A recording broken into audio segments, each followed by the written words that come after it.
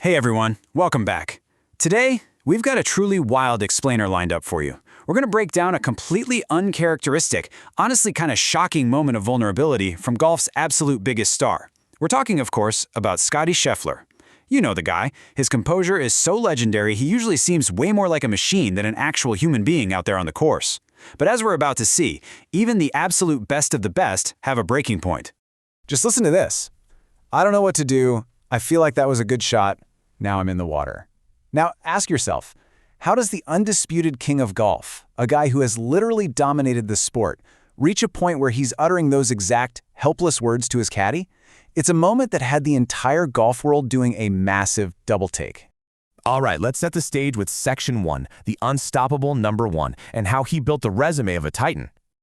To really grasp the magnitude of this meltdown, we've got to remember exactly who we're dealing with here. This isn't just some player on a hot streak. This is an all-time great putting together a historic resume. Across 2024 and 2025, it seriously felt like he won every single time he teed it up. I mean, the Players, the Masters, the Memorial Tournament, the Tour Championship, Olympic Gold. And then he just casually follows that up in 2025 by snagging 2 more majors, the PGA Championship at Quail Hollow and the Open Championship at Royal Portrush. He has been this beacon of robotic consistency as the world number 1. Nothing rattled him. Literally, never. Which brings us to Section 2, a season of near misses, or as it's really been, the pressure cooker of 2026. Now, he did actually win his first start at the American Express early in the year, but the rest of 2026, it quietly turned into a simmering pot of intense frustration. We're talking about a stark contrast between his past absolute dominance and this year's string of incredibly agonizing runner-up finishes. He took a solo second at the Masters, and he shot an unbelievable 65-68 on the weekend to do it, but still didn't get the green jacket. Then a heartbreaking playoff loss at the RBC Heritage, followed by another second-place finish at the Cadillac Championship. And, the close calls didn't stop there. He tied for 3rd at the WM Phoenix Open, tied for 4th at Pebble Beach, took 3rd at the CJ Cup Barn Nelson, and at the PGA Championship, back-to-back 71s on Friday and Saturday meant he fell just short of defending his title. All of these constant top 5 finishes without actually hoisting the trophy, they act like a psychological pressure cooker. For a guy fundamentally wired to win, being this close, this often, it absolutely takes a toll.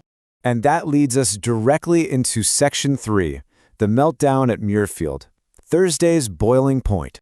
So all of this tension came to a head during Thursday's opening round at the Memorial Tournament. Now, Muirfield Village is a notoriously difficult track, but it's a place Scheffler actually won back-to-back in 24 and 25. So let's walk through the unraveling step by step. He actually started strong, finishing the front 9 at a super solid 2 under par. But making the turn to the back 9, the struggle got real. Step 2, a bogey on hole 10. Step 3, another bogey on hole 14, dropping him all the way back to even par. You can perfectly envision the tension mounting, stroke by agonizing stroke, leading right up to the 16th tee box.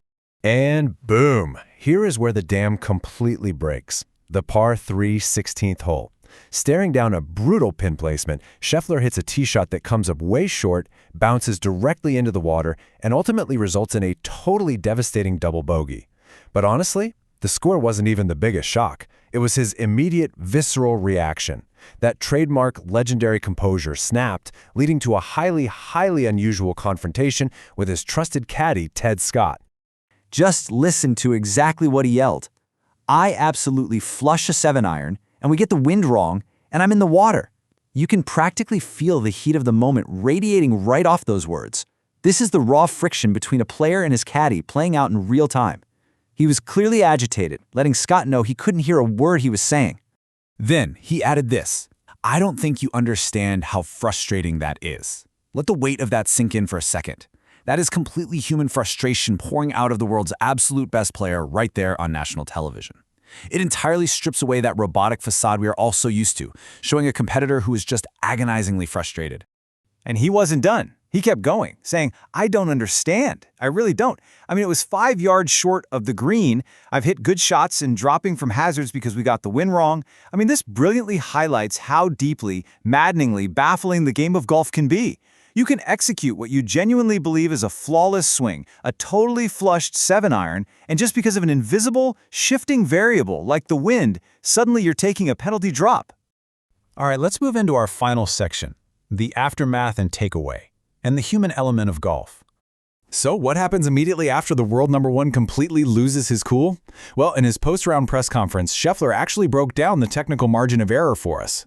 Going into the shot, the expected wind was supposed to be down off the right. But the actual wind they encountered the moment the ball was in the air, it switched to significantly in off the right. He pointed out that if the wind had just done what they calculated, the ball would have landed perfectly. And this right here just showcases the razor-thin margins of elite golf. One tiny shift in the breeze and a perfect swing ends up at the bottom of a pond. But guys, here's exactly what separates the all-time greats from the rest of the pack. Scheffler walked to the very next hole, the par 4 17th, and what does he do? He sinks a birdie. He bounced right back. Despite the complete breakdown, despite the double bogey and the boiling frustration, he regathered his focus and finished the opening round just 6 shots back of the leaders. It proves exactly why he remains the world number one, even on a bad day. Which brings us to the final mathematical reality of the day. A +1. A single stroke over par. When you just look at that number on a leaderboard, it seems so mundane, right? Totally ordinary. But as we've just unpacked, that +1 encapsulates a highly emotional, dramatic roller coaster of an opening round that pushed the very best player in the world to his absolute limits. So it leaves us with this final thought to ponder. Does this uncharacteristic frustration highlight a rare vulnerability in Scottie Scheffler? Or does it just prove his relentless, almost maddening drive to win? The fact that he cares so deeply and demands such perfection that anything less is simply unacceptable. Whatever your takeaway is, it reminds us all of one universal truth. Golf is a beautifully frustrating game that spares absolutely no one, not even the machine. Thanks so much for joining me for this